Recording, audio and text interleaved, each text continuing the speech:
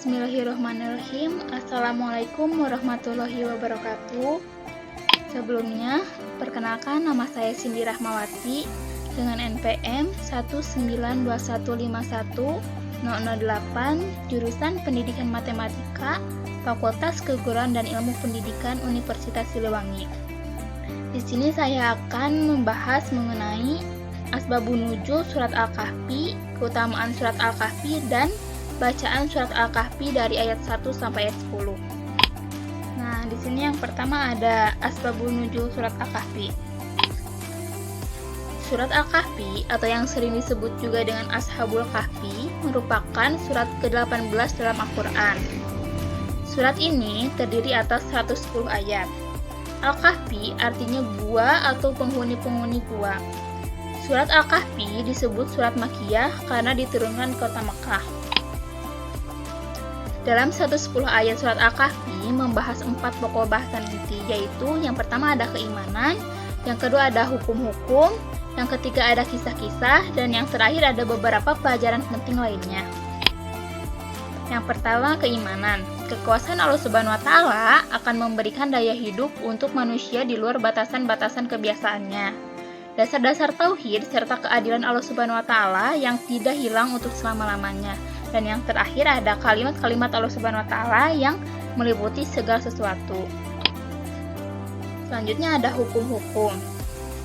Yang pertama ada dasar hukum akala atau berwakil, larangan membangun tempat ibadah di atas kubur, hukum membaca insya Allah, perbuatan yang dilakukan karena lupa akan dimaafkan.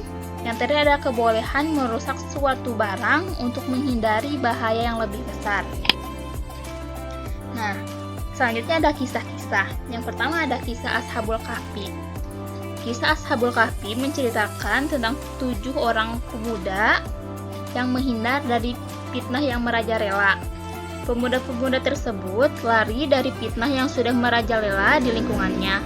Kemudian mereka bersembunyi dalam gua yang gelap dan lembab.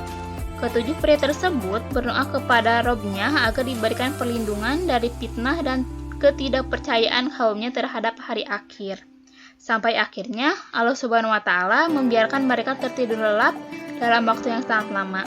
Selama mereka tertidur, tempat dan situasi lingkungannya berubah seiring waktu. Mereka tertidur dengan keimanan di dalam diri mereka. Allah juga menjaga jasad mereka secara utuh, tanpa kurang dan rusak satupun. Hingga akhirnya Allah membangunkan mereka dan mereka bertanya-tanya antara satu dengan lainnya. Sudah berapa lama mereka tertidur dalam gua? Jawaban mereka pun beragam. Namun Allah telah berfirman tentang berapa lama mereka telah tertidur di dalam gua. Allah Subhanahu wa Ta'ala berfirman dengan arti, dan mereka tinggal dalam gua mereka 300 dan ditambah 9 tahun lagi. Quran Surat Al-Kahfi ayat 25. Atas izin Allah Subhanahu wa Ta'ala, manusia pun bisa melihat, mengetahui, dan melihat ketujuh pemuda tersebut. Agar tumbuh kepercayaan dan kebenaran terhadap Allah Subhanahu wa Ta'ala, para manusia tersebut akhirnya membuat sebuah tempat peribadahan di atas gunung, tetapi di bawahnya adalah gua yang ketujuh pemuda itu tinggali. Nah, yang kedua ada kisah 2 orang laki-laki, yang satu kafir dan yang satu lagi mukmin. Cerita ini diterangkan pada ayat ke-32, 2 orang laki-laki dijadikan oleh Allah Subhanahu wa Ta'ala sebagai perumpamaan untuk menjelaskan kepada orang-orang yang berakal tentang perbedaan antara iman dan kafir, antara hamba yang mulia di sisi Allah dengan hamba yang hina. Menurut riwayat, ada mengatakan kedua laki-laki itu adalah bersaudara. Penduduk Mekah dari kabilah Bani Mahjum, yang makmum bernama Yahuza dan yang kafir bernama Qurtus. Keduanya semula bersama-sama dalam suatu usaha, kemudian berpisah dan membagi kekayaan mereka. Masing-masing menerima ribuan dinar. Yang mukmin mempergunakan uang tersebut. Uangnya 1000 dinar untuk membebaskan budak, 1000 dinar untuk membelikan pakaian orang-orang yang terlantar, dan 1000 dinar lagi untuk membeli makanan bagi orang-orang yang lapar. Adapun yang kafir mempergunakan uangnya untuk kawin dengan wanita kaya, membeli hewan ternak, Maka berkembanglah harta kekayaan itu. Sisa uang yang lain digunakan untuk dagang yang selalu membawa laba. Sehingga dia menjadi orang yang terkaya di negerinya di waktu itu. Ketika Yahuzia jatuh sengsara, dia bermaksud meminta pekerjaan kepada saudaranya yang sudah kaya itu. Maka pergilah dia menemuinya. Hampir saja ia tidak berhasil menemuinya karena banyaknya penjaga pintu masuk. Setelah berhasil masuk dan mereka pun saling mengenal, lalu Yahuzia menyampaikan permintaannya kepada saudaranya itu, yaitu Kurtus. Kurtus menjawab, "Bukankah kamu mendapat separuh dari harta kekayaan kita? Kemana saja kekayaanmu itu kau pergunakan?" Yahuzia menjawab, "Kekayaan itu aku pergunakan untuk keperluan yang paling baik dan paling kekal di sisi Allah." Berkata Kurtus, "Sesungguhnya kamu termasuk orang-orang yang beriman, dan aku sendiri tidak percaya hari kiamat akan terjadi. Aku kira kamu benar-benar orang bodoh. Kamu tidak akan memperoleh apa-apa dari aku karena kebodohanmu itu.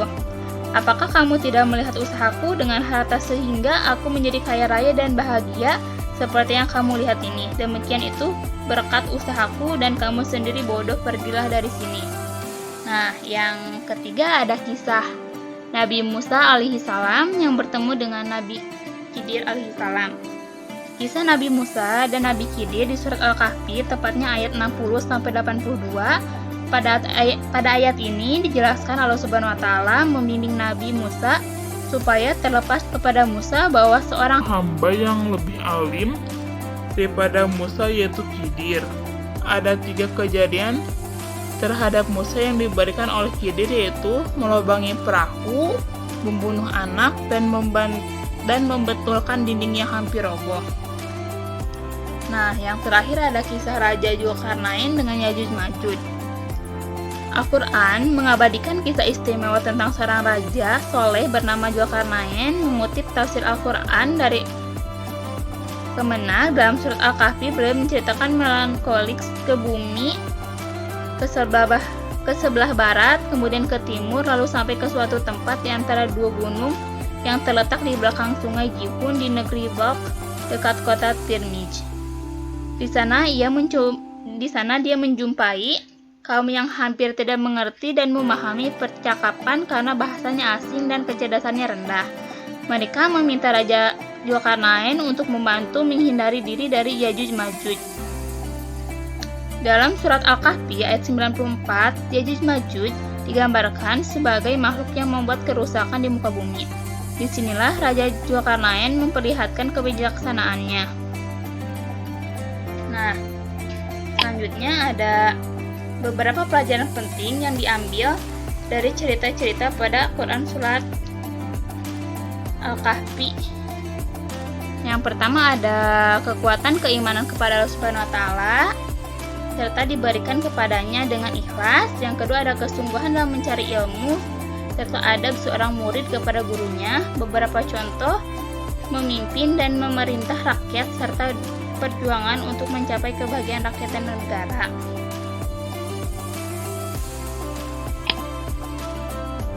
Konon ada 4 cerita yang tersembunyi di balik surat Al-Kahfi. Keempat kisah ini mengandung nilai iman dan ketakwaan kepada Allah Subhanahu wa taala. Yang pertama menceritakan 7 pemuda tersebut, Ashabul Kahfi, yang menyelamatkan diri dari sebuah gua untuk menghindari Raja Kianus yang kejam yang melarang rakyatnya untuk takwa kepada Allah dan menyuruh rakyatnya untuk menyembah berhala. Yang kedua menceritakan Sahibul Jantain, seorang pemilik kebun rindang dan subur namun kufur kepada nikmat Allah Subhanahu wa taala dan senang merendahkan orang lain. Nah, yang ketiga menceritakan pertemuan Nabi Musa dan Nabi Khidir alaihissalam.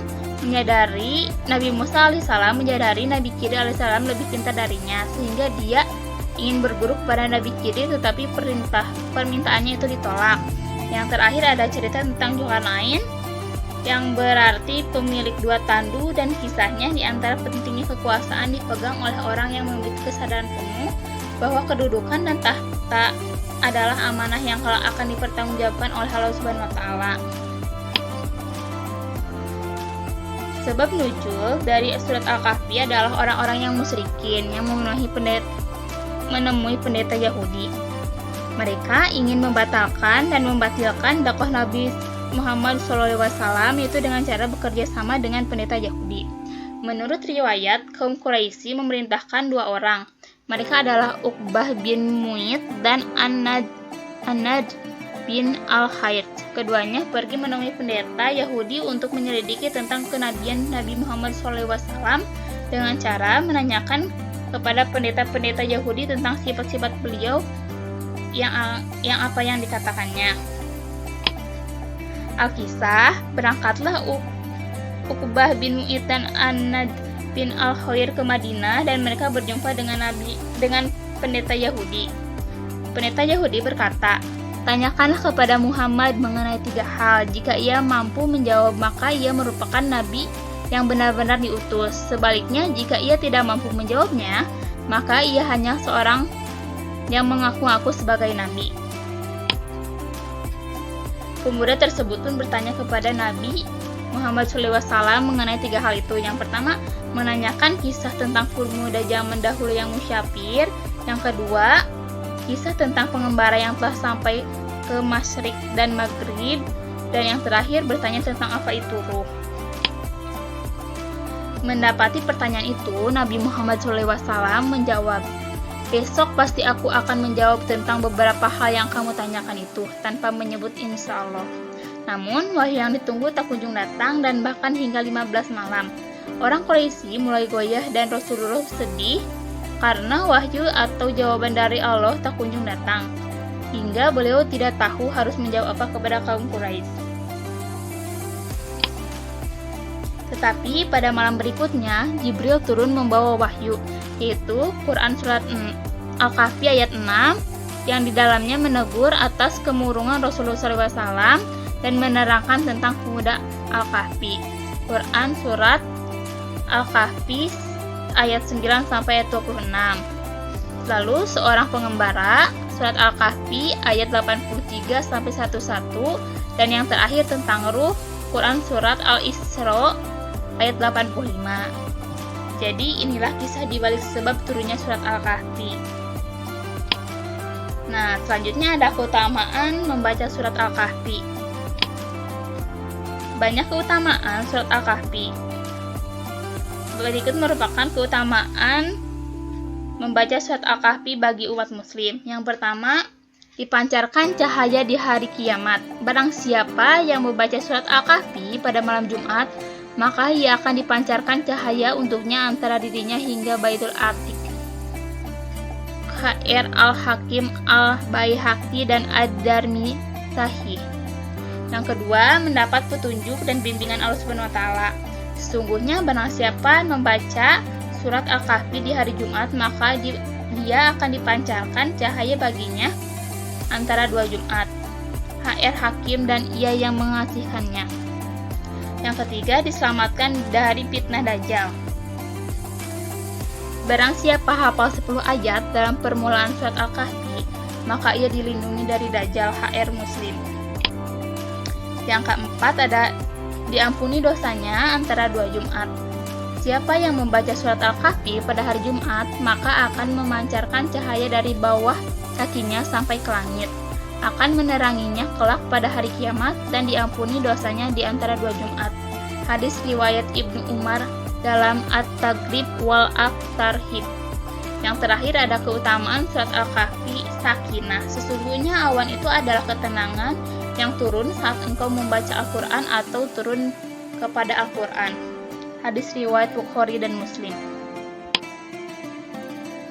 Nah, selanjutnya ada bacaan Surat Al-Kahfi ayat 1 sampai ayat 10.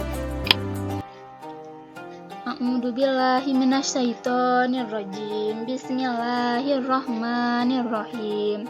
Alhamdulillahilladzi anzala ala abdihil kitaba wa lam yaj'al lahu iwaja. Qayyiman liyundira ba'san sadidan min ladunhu wa yubassirul mu'minina alladzina ya'maluna sholihati anna lahum ajran hasana makisina fihi abada. wa yundirul ladina qalu tahadallahu walada ma lahum bihi min ilmin wala li abaihim kaburat kalimatan tajruhu min afwahihim iyaquluna ila kadiba fala'allaka bahi'un nafsaka ala a'sarihim illam yu'minuna bihada hadisi asafa inna ja'alna ma'ala aradi zinatan laha linabluwahum ayyuhum ahsanu amala wa inna laza'iluna ma 'alaiha sadidan juruja am hasibta anna ashabal kahfi waruki kanu min ayatina azaba id awal fityatu ilal kahfi faqalu rabbana atina min ladunka rahmatan wa hayyi lana min amrina rasada. Shadaqallahul adzim. Sekian yang dapat saya sampaikan. Mohon maaf apabila banyak kesalahan. Wassalamualaikum warahmatullahi wabarakatuh.